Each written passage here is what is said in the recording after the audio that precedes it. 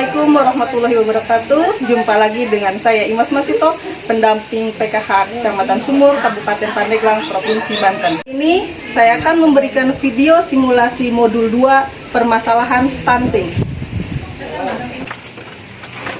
Pada modul 2 permasalahan stunting, langkah 5, dukungan untuk pencegahan dan penanganan stunting.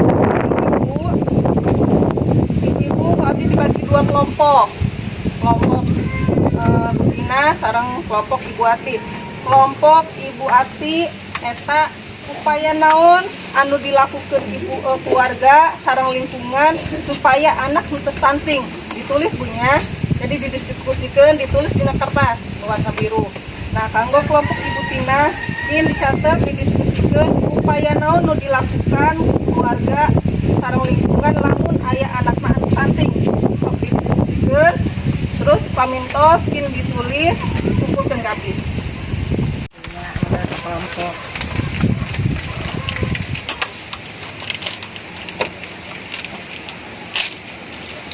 Nah, kelompok Ibu Ati, sok jelaskan upaya naon nu dilakukan supaya anak henteu stunting. Yang pertama, saya akan memberikan rangsangan kepada anak sejak dalam kandungan sampai usia 6 tahun. Yang kedua, memijat badan bayi 1 minggu sekali. Dan yang ketiga, memberikan makanan yang bergizi. Iya, tepuk tangan untuk kelompok Ibu Ati. Nah, sekarang kelompok Ibu Tina. Tadi, apa yang dilakukan jika ada anak yang stunting? Jangan diolok-olok, terus membawa ke puskesmas untuk mengurangi dampak stunting. Iya, tepuk tangan untuk kelompok Ibu Tina.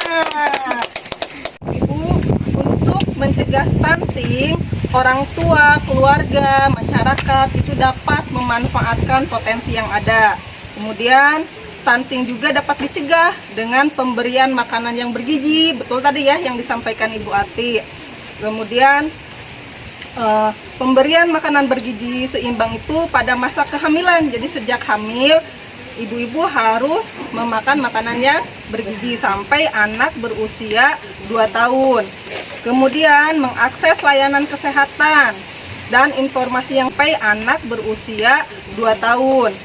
Kemudian mengakses layanan kesehatan dan informasi yang tepat, bukan berita-berita hoax atau palsu. Jadi semenjak dalam kandungan, ibu-ibu harus rajin ke posyandu. Ke posyandu sebulan berapa kali? 1 kali. Iya, betul. Kemudian memberikan stimulasi atau rangsangan. Jadi semenjak dalam kandungan, janin itu harus sering diberikan stimulasi atau rangsangan. Ya, rangsangan itu bisa berbentuk misalkan anak diajak ngobrol atau didengarkan musik, didengarkan sholawat atau murotal Al-Quran. Kemudian ibu-ibu pun harus menjaga kebersihan diri serta lingkungan. Tadi untuk kebersihan diri harus selalu mencuci tangan dengan sabun, menjaga kebersihan lingkungan. Untuk menangani kalau ada anak yang stunting. Nah, ibu-ibu kalau ada anaknya yang stunting itu jangan diolok-olok, benar tadi kata kelompok Ibu Tina. Jangan diolok-olok, jangan dilabeli anak itu stunting ya. Nanti dianya kesian ya. Kemudian keluarga pun harus memastikan mengakses rujukan layanan untuk mengurangi dampak stunting pada anak. Tadi benar ya yang disampaikan kelompok Ibu Tina. Nah, ibu-ibu, stunting dekat dengan kita dan kita harus peduli. Siapapun kita harus mulai berperan aktif mencegah stunting untuk generasi penerus bangsa yang lebih baik. Nah, Ibu, coba apa rencana yang akan dilakukan ibu-ibu untuk mencegah dan menangani anak stunting? Memberikan makanan yang bergizi. Iya, bagus Ibu Ati. Cuci tangan dengan sabun. Iya, hebat Ibu Nati. Siapa lagi yang bisa? Memberi rangsangan sejak dalam kandungan sampai lahir, sampai 6 tahun. Iya, terima kasih Ibu Tina, hebat. Nah, ibu-ibu, saya akan memberikan kertas. Nanti ibu-ibu tulis di sini rencana yang akan dilakukan di rumah supaya mencegah agar tidak stunting. Nah, ibu-ibu udah diisikan tabel janji dirinya. Sekarang kumpulkan tabel janji dirinya. Ya.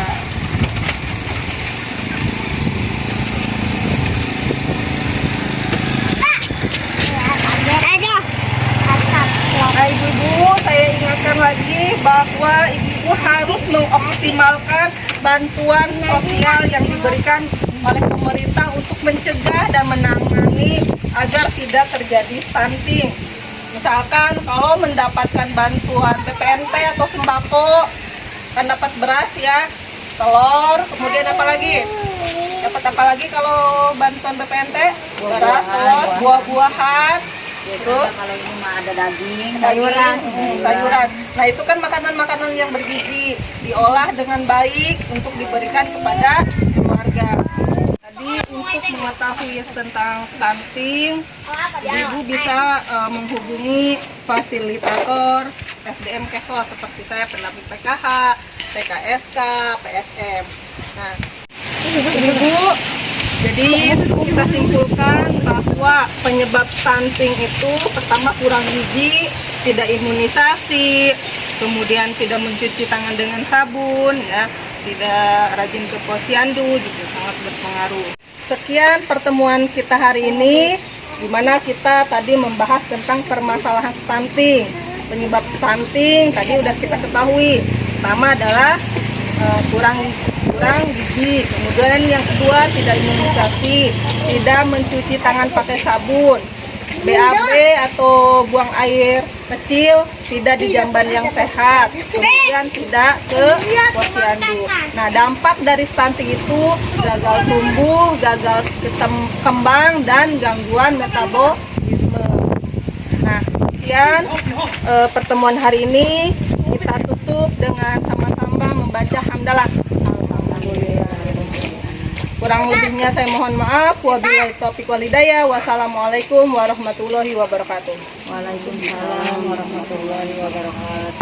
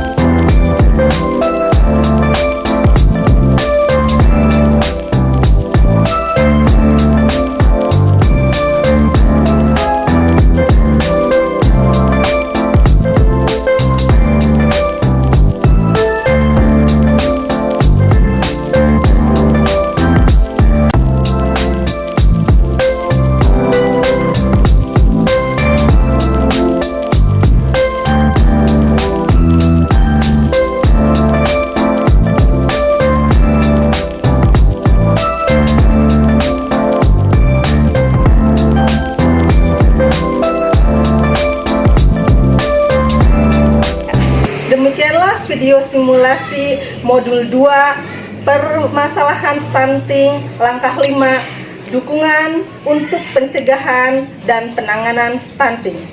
Pada langkah 5 ini kita ketahui bahwa penyebab stunting pertama kurang gizi, kurang imunisasi, tidak melakukan cuci tangan memakai sabun, kemudian tidak ke posyandu, tidak melakukan rangsangan atau stimulasi pada anak, dan yang terakhir, buang air besar atau buang air kecil tidak di jamban yang sehat. Nah, sehingga akan menyebabkan gagal tumbuh, gagal kembang, dan gangguan metabolisme. Dukungan untuk pencegahan dan penanganan stunting pada anak. Pertama, perhatikan gizi anak dalam 1000 hari pertama kehidupan, yaitu sejak dalam masa kehamilan sampai anak berusia 2 tahun. Kedua, cuci tangan memakai sabun. Ketiga, gunakan jamban yang sehat. Keempat, berikan imunisasi yang lengkap dan tepat waktu kepada anak. Yang kelima, berikan stimulasi atau rangsangan kepada anak. Demikianlah ulasan modul 2 langkah 5. Semoga bermanfaat. Wassalamualaikum warahmatullahi wabarakatuh.